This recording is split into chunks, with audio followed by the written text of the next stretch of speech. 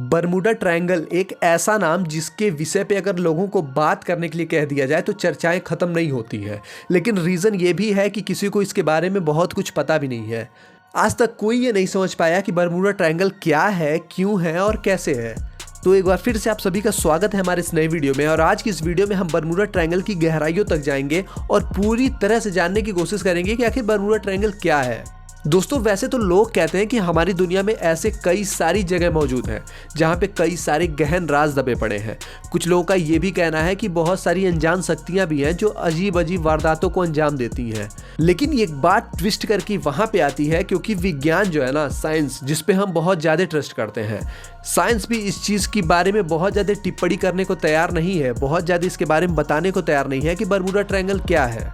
वैसे बेसिक रूप से पहले जानने की कोशिश करें तो बरमूडा ट्रायंगल एक त्रिकोणीय समुद्री यानी कि एक ट्रायंगुलर समुद्री इलाका है जो कि नॉर्थ अटलांटिक ओशन में मौजूद है।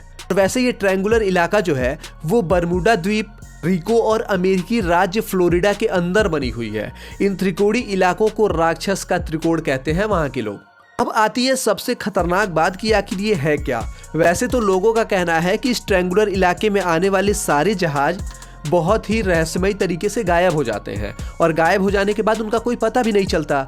इसके बारे में और भी लोग कहते हैं कि मूल रूप से अटलांटिक ओशन में उठने वाले ज़्यादातर चक्रवात इसी त्रिकोणीय इलाके से ही बनकर उठते हैं। ये सारे टॉपिक्स ना बिल्कुल बाल खुजलाने वाली बात हो गई कि समझ आ नहीं रहा है कि है क्या।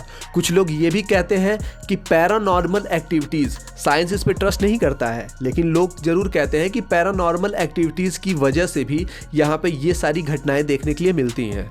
इन बातों को अगर हम साइड में रख दें तो यहाँ पे जो घटनाएं हुई हैं वो आपके रोंगटे जरूर खड़ी कर देंगी। इसी तरह की पहली घटना जो हुई थी ये साल 1880 की बात है। एलन ऑस्टिन नाम के एक ब्रिटिश समुद्री जहाज लंदन से निकलकर न्यूयॉर्क की तरफ जा रहा था और कहा यह जाता है कि उस जहाज में उस वक्त कई सारे लोग मौजूद थे जब यह आखिरी बार अपने सफ़र के लिए निकला था। साल 1880 में लंदन से न्यूयॉर्क के बीच सफ़र करते वक्त बरमूडा ट्रायंगल के इलाके में उसे आखिरी बार देखा गया। लोग कहते हैं कि बहुत ही अजीब हालातों में यह जहाज इसी त्रिभुज इलाके में गायब हो जाता है और दोबारा इसका कोई नामो निशान तक नहीं मिलता है। और बात यही नहीं थमती है, दूसरी घटना होती है अमेरिकी नौसेना जहाज यूएसएस साइक्लोप्स की। साल 1918 में अमेरिकी नौसेना की एक बहुत ही बड़ी मालवाहक जहाज जिसको कार्गो शिप कहा जाता है, जिसका नाम था यूएसएस साइक्लोप्स, बहुत ही अनजान तरीके से बरमूडा त्रिभुज इलाके में खो गया। और मैं आपको बता दूं कि खोने से पहले इस जहाज का एक इंजन काम नहीं कर रहा था और इस पर लगभग 309 लोग सवार थे। उस समय यह मैंगानीज नाम के खनिज के पिंडों को लेकर जा रहा था। इन सारी घटनाओं के होने के बाद लोगों के होश तब उड़ जाते हैं जब तीसरी घटना घटती है। फ्लाइट 19 नाम के 5 अमेरिकी युद्ध हवाई जहाजों से बनी एक विमानों के बेड़े को बरमूडा त्रिभुज ने साल 1945 में निगल लिया था। एक युद्ध कसरत करने के लिए उड़ान भरे फ्लाइट 19 के जहाज दोबारा कभी पृथ्वी पर लैंड नहीं कर पाए। और सही बात यह है कि उन्हें आखिरी बार बरमूडा ट्रायंगल के आसमानों में देखा गया था। उसके बाद न तो उसका कोई वजूद बचा और न ही उसका कोई पता ठिकाना।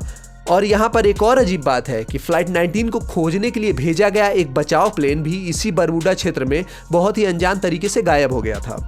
लेकिन अब बात यह आती है ना कि वैज्ञानिक इसके बारे में क्या कहते हैं, साइंस इसके बारे में क्या कहता है।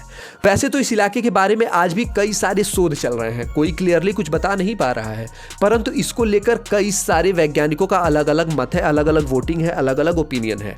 कुछ वैज्ञानिक कहते हैं कि यहाँ पर मौजूद शक्तिशाली चुंबकीय क्षेत्र यानी कि मैग्नेटिक फील्ड की वजह से कंपस में होने वाली बदलाव ही जहाजों के खोने का कारण है। तो कुछ वैज्ञानिक यहाँ पर हो रहे प्रतिकूल वायुमंडल परिवर्तन यानी कि एटमॉस्फेरिक चेंज को दुर्घटना का कारण मानते हैं।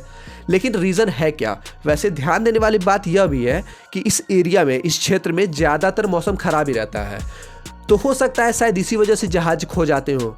कुछ भूविज्ञानी कहते हैं कि इसको गल्फ स्ट्रीम, जो कि एक टॉपिक होता है, यहाँ पर हो रहे अजीब गरीब घटनाओं का मूल कारण है। वैसे कारण जो भी हो, लेकिन कुछ कुछ क्षेत्रों में खुद इंसानी भूल यानी कि ह्यूमन फॉल्ट के कारण भी दुर्घटनाएं घट जाती हैं, जैसा कि इसका जीता जागता उदाहरण टाइटैनिक है। टाइटैनिक कोई प्राकृतिक विवाद की वजह से नहीं डूबा, टाइटैनिक के डूबने का मूल कारण था ह्यूमन फॉल्ट।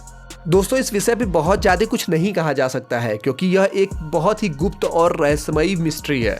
इसके बारे में बहुत कुछ कहना भी बहुत बेवकूफ़ी होगी क्योंकि लॉजिकली तरीके से इसके बारे में बहुत कोई कुछ जानता है नहीं। और अभी भी इसके ऊपर बहुत ज़्यादा प्रकाश पड़ने बाकी हैं, बहुत ज़्यादा शोध इस पे होने बाकी हैं। खैर, आपको इस वीडियो में कैसा लगा आप इसको कमेंट बॉक्स में लिखिएगा और ऐसी वीडियोस मैं आपके लिए लेके आता रहूँगा। उम्मीद है आपको ये वीडियो बहुत पसंद आई होगी। प्लीज़ वीडियो को लाइक करिए, शेयर करिए और चैनल को सब्सक्राइब करिए, क्योंकि आपका सपोर्ट ही हमारे लिए सब कुछ है। तब तक के लिए जय हिंद और वंदे मातरम।